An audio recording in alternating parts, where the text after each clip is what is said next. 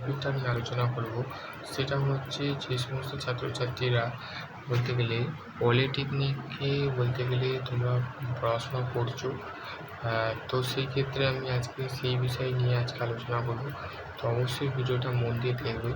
তো যাদের বলতে গেলে একটা প্রশ্ন আছে যে দাদা আমরা বলতে গেলে সবেই বলতে গেলে মাধ্যমিক দিয়েছি, এবার বলতে গেলে অ্যাডমিশান নেবো, তো সেই ক্ষেত্রে বলতে গেলে পলিটেকনিকে ভর্তি হতে গেলে মিনিমাম যে মার্কস যেটা আছে নিট অফ মার্কস সেটা কত পার্সেন্ট পেতে হবে। তো দেখো বলতে গেলে mention to of information vouchers in these informations by state councils by the percentage of madhyamik matrix only for 50%, okay, then up to 60% তোমরা যদি পাও বা 50% সরি স্টেট কাউন্সিলিং যেটা ওভারঅল যে মার্কসটা তোমাদের বলেছে সেটা হচ্ছে 50%, ঠিক আছে।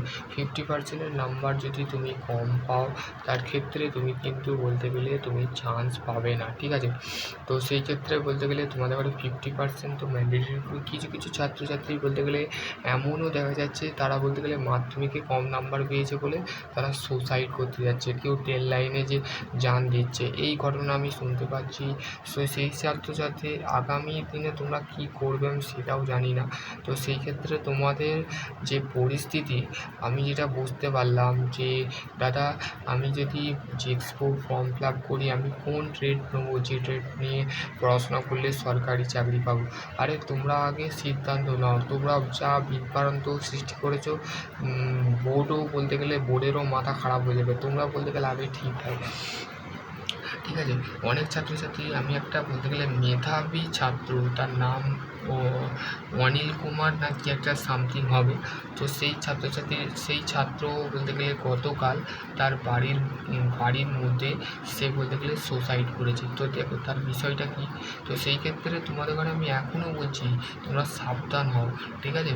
তারপরে তোমরা বলতে গেলে এই সিস্টেমে আগাবে, তোমাদের সিদ্ধান্ত আগে নাও। তোমাদের ঘরে বাড়ি থেকে যদি কেউ চাপ দেয় তো অবশ্যই বাড়ির লোকদের ঘরে বোঝাও যে বাবা আমি এই জিনিসটা করতে পারবো না, মা এই জিনিসটা করতে পারবো না। তো তোমরা বলতে গেলে সেই জিনিসটা বোঝাচ্ছ না, ডাইরেক্ট পলিটেকনিকে যে ভর্তি হয়ে যাচ্ছ, ডাইরেক্ট বলতে গেলে আইটিআই ভর্তি হয়ে যাচ্ছ, তোমার যেটা চয়েস। তুমি এরপরে যদি এইচএসে সায়েন্স করে তুমি যদি ডাক্তার হতে চাও তো সেই ক্ষেত্রে তুমি ডাক্তার হও। তো এবার হচ্ছে ডিপ্লোমা ইঞ্জিনিয়ারিংয়ে যদি তোমরা ভর্তি হও, পলিটেকনিক কোন ডিপার্টমেন্টে পড়াশোনা করলে দাদা আমি চাকরি অবশ্যই পাবো। তো সেই ক্ষেত্রে বলতে গেলে দেখো তোমাদের চাকরি পাওয়াটা বলতে গেলে অত সহজ নয়।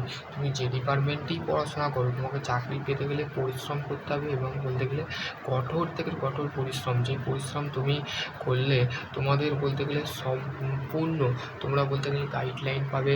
দেন তোমাদের বলতে গেলে আরও সমস্ত ছাত্রছাত্রীদের মনের মধ্যে একটা কনফিউজড আছে যে আমরা এখনও পর্যন্ত ভাবতেও পারছি না যে আমরা কোন ডিপার্টমেন্ট পড়াশোনা করব। তো দেখো নাম্বার 1 আমি 5টা ডিপার্টমেন্ট 6টা ডিপার্টমেন্টের নাম বলবো। তো সেই ডিপার্টমেন্টে তুমি পড়াশোনা করো, 100 to 100% তুমি যদি সরকারি চাকরি না পাও তো আমার কমেন্টে এসে বলে যাবে যে দাদা আমি তো ওই ট্রেড নিয়ে পড়াশোনা করেছিলাম যে ট্রেডে তুমি বলেছিলে। দেখো চাকরি পাওয়াটা বলতে গেলে চাকরির প্রাইভেট সেক্টরে আমি বলতে গেলে ঢুকিয়ে দিতে পারবো বা তোমাকে বলতে গেলে হেল্প করতে পারবো, কিন্তু তোমাকে তো চাকরিটা করতে হবে না, তোমাকেই তো বলতে গেলে পড়াশোনা করে সরকারি চাকরির প্রস্তুতি নেবে না। তো সেই ক্ষেত্রে বলতে গেলে তুমি কীভাবে গাইডলাইন্স মেনটেন করে তুমি কীভাবে সেইটাকে গাইড করবে, সেই ক্ষেত্রে তোমার দায়িত্ব। তো আমি 6টা ডিপার্টমেন্ট প্রথমে বলে নিচ্ছি। সেটা হচ্ছে আইটিআইয়ের ক্ষেত্রেও বলতে গেলে 3-4টে ট্রেড বলবো, সেগুলো তোমরা দেখে নেবে, ঠিক আছে। তো ফার্স্ট অফ অল যে ট্রেডটার নাম বলবো সেটা হচ্ছে সিভিল ইঞ্জিনিয়ারিং। তো ঠিক আছে, আমার সবথেকে ভালো ট্রেড, আমি এই ট্রেডে পড়াশোনা করেছি। তো সিভিল ইঞ্জিনিয়ারিং বলতে গেলে basically constructions is solved of basics of workings of supervisors and extra etc, ঠিক আছে। তো বিভিন্ন ধরনের যে সুপারভাইজারের কাজ থাকে, তো সম্পূর্ণ বলতে গেলে একটা সিভিল ইঞ্জিনিয়ারিং করে থাকে। সিভিল ইঞ্জিনিয়ারিং করা মানে তুমি সেই মাথার ঘাম ফেলে তোমাকে বলতে গেলে সেখানে রোদ্দুরের উপরে দাঁড়িয়ে বলতে গেলে ব্রিজের উপরে কাজ করতে হবে ইঞ্জিনিয়ারদের সাথে, সুপারভাইজারদের সাথে। সমস্ত কিন্তু তোমাকেই বলতে গেলে দায়িত্ব দিতে পারে। তুমি যদি বিটেক করো এরপরে বলতে গেলে তোমার বলতে গেলে হাই পোস্ট হবে, তুমি স্যালারি ইনক্রিজ হবে, সেই ক্ষেত্রে বলতে গেলে তুমি সিভিল ইঞ্জিনিয়ারিং নিয়ে পড়াশোনা করতে পারো। তারপর হচ্ছে দেন হচ্ছে তোমাদের মেকানিক্যাল ইঞ্জিনিয়ারিং, ঠিক আছে। Mechanical engineering always is various to parts and components and structure and various to study of for all types of engine parts and বলতে গেলে তোমাদের টায়ার কলাম এই সমস্ত যাদের মেকানিক্যাল ইঞ্জিনিয়ারিং তোমরা পড়তে পারো। তারপর হচ্ছে electrical engineering. Electrical engineering is always is data science and structure analysing and electronics. তারপর হচ্ছে নেক্সট যে ডিপার্টমেন্টটা আছে সেই সিএসটি, ঠিক আছে, computer science. IT related is called CST, ঠিক আছে। ইনফরমেশান টেকনোলজির যে সমস্ত বলতে গেলে আইটি রিলেটেড আছে তো ইনফরমেশান সিএসটি, তোমরা সিএসটি নিতে পারো। তো কটা হলো সিভিল, মেকানিক্যাল, ইলেকট্রিক্যাল, তোমাদের সিএসটি, ঠিক আছে। তারপরে হচ্ছে তোমাদের মেকাট্রনিক্স।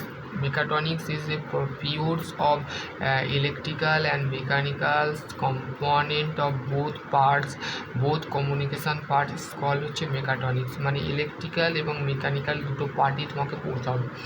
তো আশা করছি তোমাদের যদি আরও কোনো কোয়ারি থাকে তো ডেফিনেটলি তোমরা কমেন্ট সেকশানে কমেন্ট করবে।